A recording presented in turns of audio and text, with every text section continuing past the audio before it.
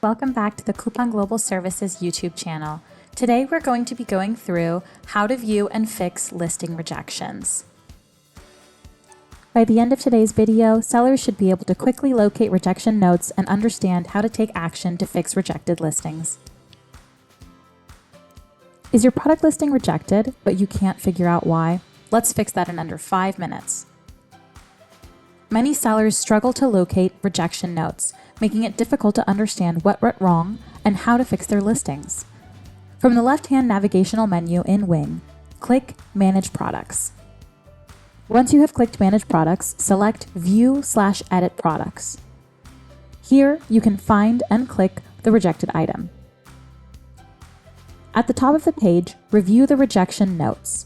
Click the drop-down at the top of the page and select See Update History and Reason for Rejection. Now that you have found the rejection notes and you know what the rejection details are, update your listing and resubmit it to get your products live faster. Please note that rejection notes are always available within the product detail view.